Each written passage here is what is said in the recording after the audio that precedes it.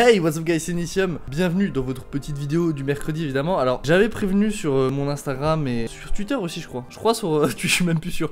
Mais je crois que sur Twitter et en tout cas sur Instagram en story puis en post Twitter. J'avais prévenu, si vous savez pas, si vous n'êtes pas au courant, je le dis ici. De temps en temps les mercredis quand j'ai l'envie et j'ai des idées de quoi vous parler, ça sera des petites vidéos entre 5 et 10 minutes, voilà, super sympa, super chill, où je vous parle justement, un peu d'informatique, je débat avec vous si dans les commentaires, voilà, vous me parlez d'un sujet, etc. Enfin bref, on discute un peu d'informatique, un peu, il y a plein de choses à parler dans l'informatique. Aujourd'hui, voilà, je vais vous parler de par quel langage commencer. C'est surtout mon avis, ce que j'en pense, etc. Hein, je vous dis pas de prendre ce que je vous dis et dire ok, je fais comme lui il dit, hein, parce que non, ça va dépendre de chaque personne, etc. En fait, les vidéos du mercredi, c'est des petites vidéos, voilà, où on parle d'informatique, etc. Puis c'est des fois, les mercredis, je posterai comme des fois, j'en posterai pas. Enfin voilà, il y a vraiment pas de mercredi fixe, entre guillemets. Par contre, les vidéos du samedi, voilà, ça j'y tiens. J'essaye souvent de poster vers 13-14 heures, évidemment. Après, bon, c'est pas toujours le cas, évidemment. J'essaye tous les samedis, du moins, de poster une vidéo par samedi où c'est un projet, voilà, donc plus ou moins gros, mais où il y a un projet où je vous montre un truc que j'ai codé ou que je code avec vous. C'est pour ça que sur ma chaîne, vous avez déjà vu, je crois, 3-4 projets, voilà, où j'essaie de les sortir les samedis. C'est des vidéos un peu plus grosses qui font, on va dire, entre 15, 20, 30, 40, il y en a même une, elle a fait presque 50 minutes. Voilà, donc c'est des vidéos plus grosses. On parle moins d'informatique, on fait plus l'informatique. Voilà, il y a le côté,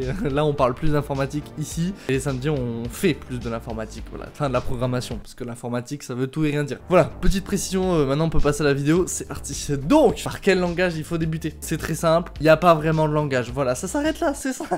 Salut. Non, je vais un peu plus étayer mon propos quand même, s'il vous plaît, on est là pour ça. Non, en vrai, ça va dépendre, ça évidemment. Si vous avez jamais fait d'informatique, enfin de programmation, si possible, commencez par un langage qui s'approche plus du langage humain, donc par exemple du Python, qui est pas, voilà, donc plus du Python. Moi, le C, j'ai trouvé que ça se rapprochait assez, mais c'est assez contradictoire, il y en a beaucoup qui disent que non, mais... En tout cas, ça va dépendre, vraiment, sincèrement, ça va dépendre. Pour moi, JavaScript, Python, C par exemple, je trouve que c'est des langages assez bien pour entrer dans le code. Ça va vraiment dépendre de votre projet. Par exemple, si demain vous me dites, moi j'ai envie de programmer des circuits embarqués avec de l'Arduino, je vais pas vous dire faites du HTML pour commencer, c'est complètement con, enfin... non, bah non, commencez par du C, puis après aller dans du C++, parce que c'est tout ce qui va être circuit embarqué, système embarqué, capteur, etc. avec des circuits Arduino. Commencez avec du C, ce qui est plus logique. Après, peut-être plus tard, vous pouvez faire des choses avec du Python, JavaScript, etc.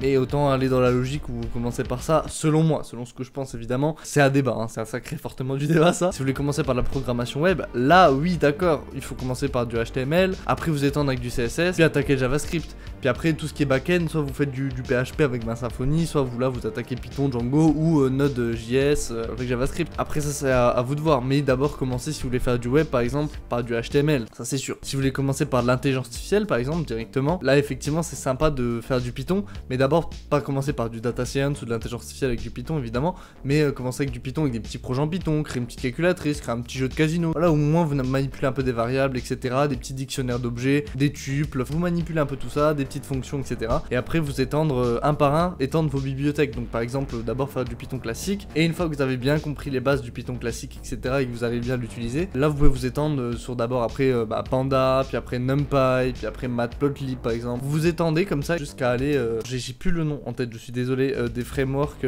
des bibliothèques, je vais chercher direct, attendez, bougez pas, parce que Seaborn c'est pour vous faire des graphiques si je me trompe pas. Voilà, c'est ça que j'avais vu, Keras, voilà. Donc Keras c'est une librairie de réseau de neurones minimalistes et modulaires, voilà, c'est ça. Mais il y en a plein d'autres, hein. De toute façon il n'y en a pas que une. Keras, PyTorch aussi, ça me dit quelque chose. PyLearning, les autres je connais pas. Lasagne, il y a un truc qui s'appelle Lasagne. Bref, c'est tout ça pour vous dire, vous allez commencer par du Python, puis après vous étendre sur des bibliothèques un peu plus dans data science, dans les neurones, dans les statistiques, les choses comme ça. Je pense qu'en tout cas, la méthodologie pour les langues, par exemple là vous choisissez justement, vous avez envie de faire, je sais pas, là par exemple du web, donc vous allez commencer à rentrer dans du HTML. Bon là, HTML c'est pas un bon exemple, donc on va prendre par exemple le C avec les systèmes embarqués. Vous commencez votre C, il faut d'abord avoir les bases du langage, etc., ce que vous pouvez faire avec, et seulement après vous vous étendez dans différents frameworks, différentes bibliothèques que vous allez utiliser, etc. Mais d'abord avoir les bases de ce langage en question. Et encore une fois, ça va vraiment dépendre du secteur par lequel vous voulez commencer. Et une fois que vous avez trouvé votre secteur, vous trouvez votre langage, vous trouvez votre framework et vos bibliothèques, et là vous vous spécifiez, et là vous foncez. Selon moi, c'est comme ça la méthode. Après, ça peut être assujetti au débat, effectivement. Et puis, si vous avez une curiosité intellectuelle, allez un peu, si ça vous intéresse. Voilà, moi des fois j'aime bien faire ça, à chercher d'autres langages et regarder un peu comment ça fonctionne, sans pour autant les apprendre ou les connaître, mais c'est toujours intéressant de voir comment fonctionnent, enfin les différences et les choses qui se ressemblent entre les différents langages, parce qu'il y a beaucoup de choses, des fois ça se ressemble entre du Python, JavaScript, il y a plein de choses qui se ressemblent. Mais voilà, c'est toujours intéressant de comparer d'autres langages à gauche à droite, et puis je trouve que c'est plus instructif, et des fois vous arrivez mieux à utiliser votre le langage que vous utilisez, les frameworks, les bibliothèques, en justement je trouve allant chercher ailleurs, parce que vous allez voir ailleurs les ressemblances et les différences, et vous allez peut-être mieux comprendre aussi des fois ce sur quoi vous utilisez, etc.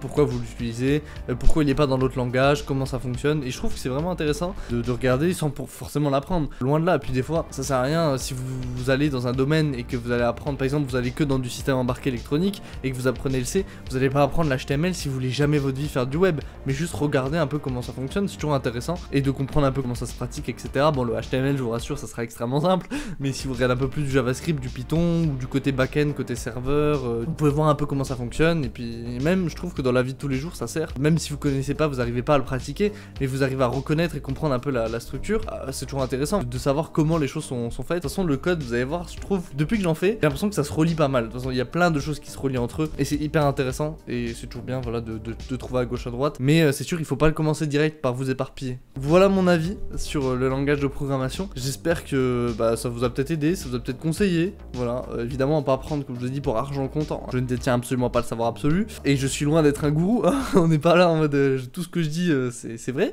non, mais c'est ce que je pense en tout cas, c'est ce que je pense. Et puis c'était Initium, j'espère que cette petite vidéo vous aura plu, on se retrouve dans une prochaine vidéo, je vous aime, j'adore, je vous kiffe, abonnez-vous, partagez, likez, à bientôt, salut.